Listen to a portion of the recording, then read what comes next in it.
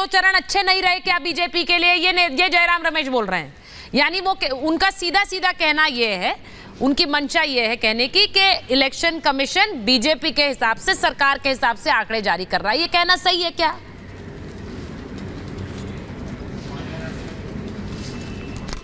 सुचारिता जी, महाभारत छल कपट कुटिलता दूरता से राजनीतिक चल रहा है देश का।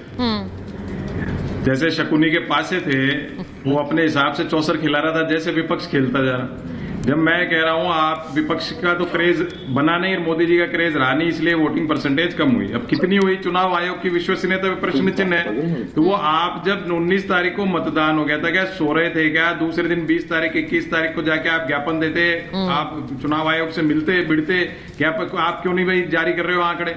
आप जब मीडिया ने छप दिया, प्रिंट मीडिया में, टीवी पे आ गया साहब चुनाव आयोग 10 दिन हो गए, 12 दिन हो गए, आंकड़े जारी नहीं हो, जब इनको इनकी आंख खुल रही, तो विपक्ष की तो हालत इस समय ऐसी हो रही है, स्लीप इन सिकनेस में चल रही।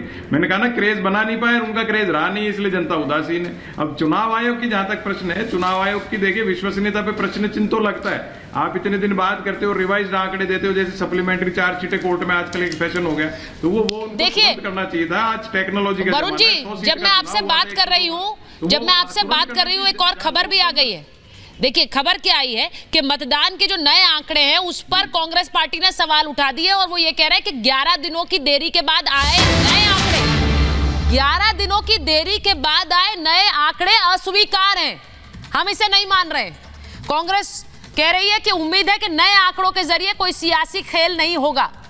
चुनाव आयोग ने रजिस्टर्ड वोटर्स की संख्या नहीं बताई है, यानी कि ये जो आंकड़े हैं ये हमें मंजूरी नहीं है, ये मानने को तैयार नहीं है कि 66% वोटिंग हुई है, उसमें कोई झोल है। इतने दिनों के बाद नंबर जारी किए गए हैं। भाई बताइए, एक बार अवधेश जी आपके साथ, फिर मुन्ना धीरेन्द्र जी के पास जाऊं, जरा मुझे बताइए, बात जब विपक्ष कह रहा है क्यों इतनी देरी के बाद आंकड़े जारी किए, वो बात तो सही कह रहे हैं कि भाई एक दिन बाद जारी कर देते, आप 11 दिनों के बाद कर रहे हैं पहले फेज के। नहीं सही, इसलिए आपको लग रहा है कि 2019 का लोगों ने ध्यान नहीं रखा है कि चरण के कितने दिनों बाद फाइनल आंकड़े आए हैं। ठीक है, हम सब लोग इतने चुनाव कवर कर रहे हैं, कभी भी फाइनल आंकड़े हफ्ता के पहले आया ही नहीं है भारत में। ठीक है, बल्कि जब बैलेट पेपर से मतदान होते थे तो फाइनल आंकड़ा तो रिजल्ट आने के बाद लंबे समय बाद आता था।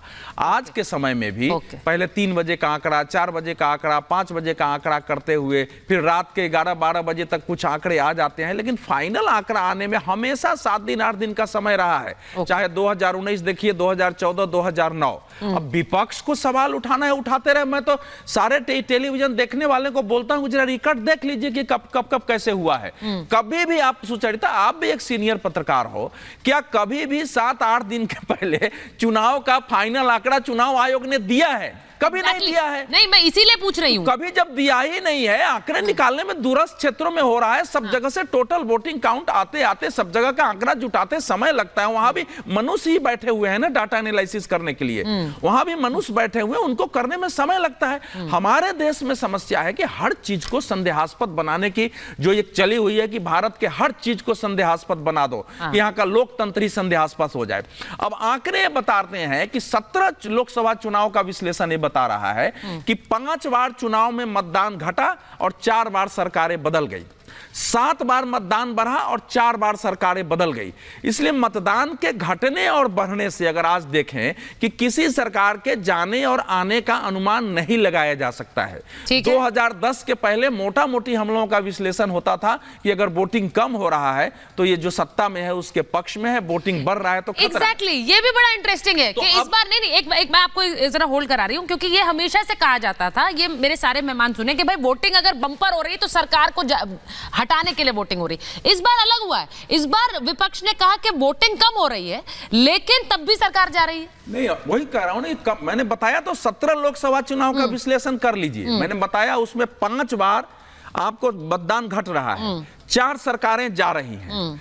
उसी प्रकार से 7 बार मतदान बढ़ रहा है, 4 सरकारें जा रही हैं। ये आपको दिखाई दे जाएगा 1952 से, इसलिए इसका कोई अर्थ नहीं। अब प्रश्न उठ रहा है कि क्या वाकई चुनाव आयोग ने अभी जो आंकड़े दिए हैं वो पिछले आंकड़े से बहुत ज्यादा है? आप जरा उठा के देखिए, चुनाव आयोग का जो अंतिम आंकड़ा था पहले चरण का वो करीब 64% था। शुरू में जरूर 60% आया था, लेकिन सुबह कल होते हुए लगभग 64% बताया था। अभी जो है 66 दशमलव कुछ % बता रहा है।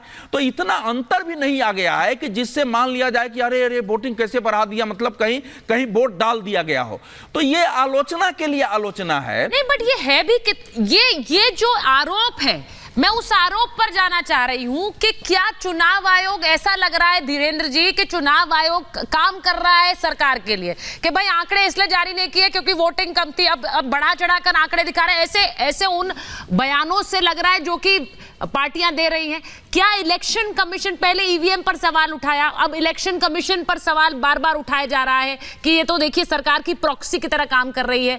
4 जून को तो नतीजे आएंगे, थोड़ा इंतजार कर सकते हैं।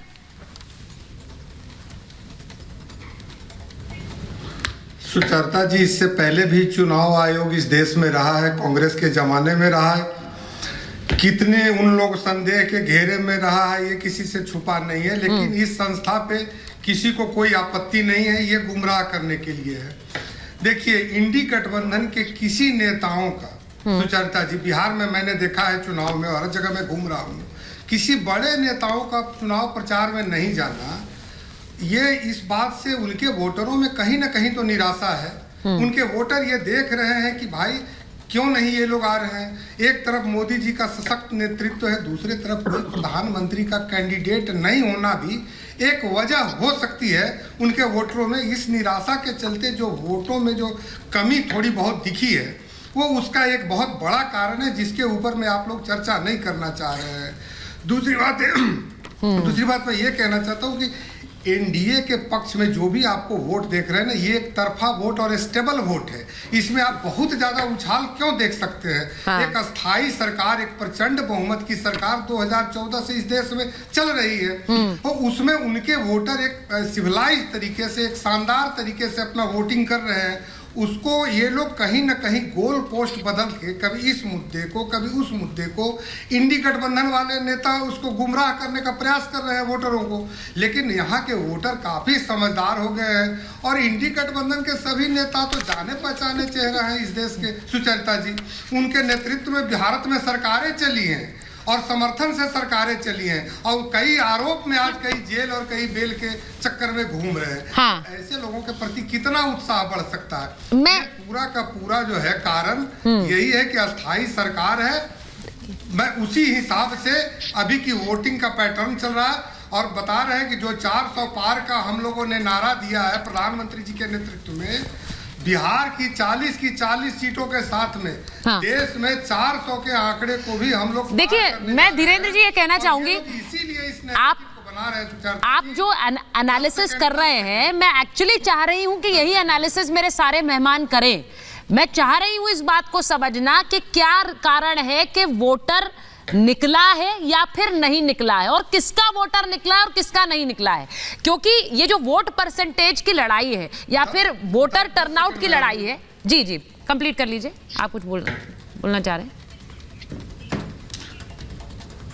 देखिए, मैं कह रहा हूं कि ये इस तरह का एक नैरेटिव अभी से अपने हार का ठीकरा हाँ। कहीं ना कहीं चुनाव आयोग, ईवीएम, इन सब चीजों पर फोड़ने की एक प्री तैयारी है, और ये लोग गुमराह करने के हेडमास्टर है, मास्टर नहीं है। इसी का नतीजा है कि चुनाव आयोग पर कि इतनी देर से रिपोर्ट क्यों आई।